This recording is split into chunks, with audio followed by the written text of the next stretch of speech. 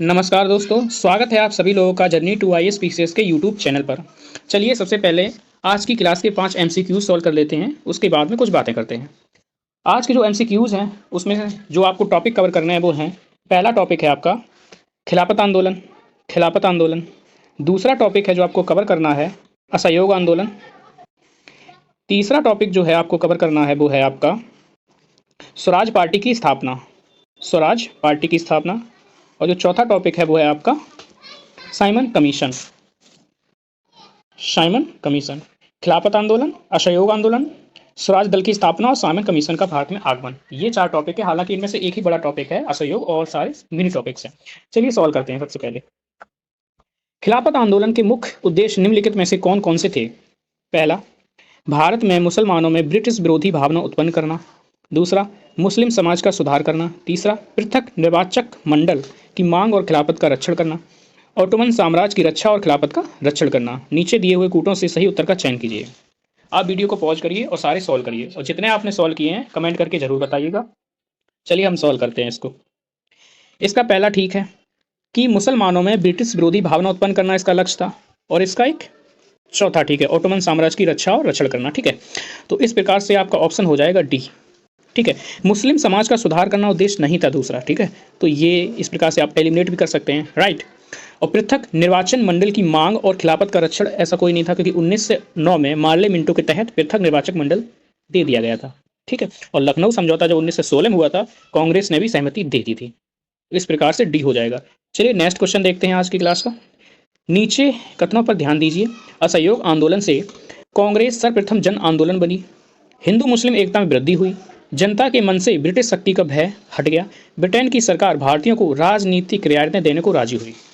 Solve करिएगा आप। इसका तीसरा गलत है। ब्रिटेन की सरकार राजी नहीं हुई थी रियायतें देने को। ठीक है, क्योंकि उससे ही पहले 1922 में इसको वापस ले लिया गया था गांधी जी के द्वारा। ठीक है, तो चौथा नहीं है, तो ये नहीं होगा, ये नहीं होगा, और पहला दूसरा तीसरा है। इस प्रकार से आपका बी ऑप्शन सही हो जाएगा। नेक्स्ट क्वेश्चन है आपका स्वराज दल से संबंधित। स्वराज दल की स्थापना किसने की थी? तिलक एवं चित्तरंजन दास ने, गांधी और मोतीलाल नेहरू ने, गांधी और तिलक ने, चित्तरंजन दास और मोतीलाल नेहरू ने।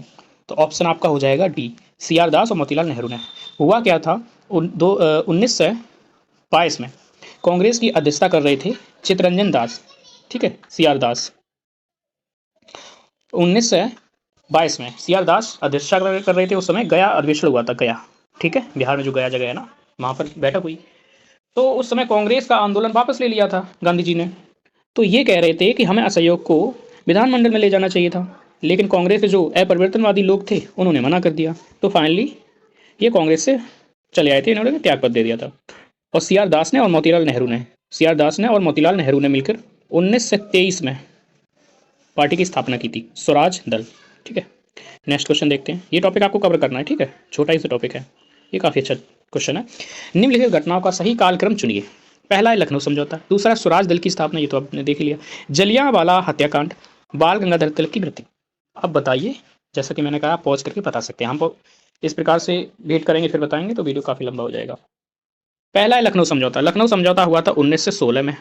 ठीक है, स्वराज दल की स्थापना हुई थी 1923 में। बाल गंगाधर तिलक की मृत्यु हुई थी 1920 में। जिस दिन नॉन कोऑपरेटिव मूवमेंट स्टार्ट हुआ था उसी दिन उनकी मृत्यु हो गई थी। ठीक है, जलियांवाला हत्याकांड जो हुआ था 1919 में हुआ था, 13 अप्रैल 1919 में। तो इस प्रकार से आप मिला लीजिए, तो एक आ जाएगा, यानी कि एक आ जाएगा। ठीक है, फिर आ जाएगा आपका ये वाला तीसरा एक, फिर 3 आएगा, 1 3 1 3, तो ये हो जाएगा सी, 1 3, फिर आपका 4 और फिर आपका 2। ठीक है, इस प्रकार से ऑप्शन सी हो जाएगा। देखिए, आप सभी लोग यूपीएससी की तैयारी कर रहे हैं, लेकिन यूपी पीसीएस का भी एग्जाम इंपॉर्टेंट होता है, क्योंकि हम लोगों को वो इसलिए भी देना चाहिए, उसकी जो सिलेबस है हू बहू यूपीएससी जैसा है, टू द पॉइंट, यानी कॉपी और पेस्ट है। बस जो सबसे बड़ा हर्डल होता है वो होती है करंट अफेयर्स। करंट अफेयर्स, क्योंकि हम जो यूपीएससी की करंट अफेयर्स पढ़ते हैं वो कॉन्सेप्चुअल पढ़ते हैं। ठीक है, और उसमें जो आती है वन लाइनर आती है, फैक्ट। तो ये इसको याद करना बड़ा मुश्किल होता है, क्योंकि हम ये कवर करें या वो करें।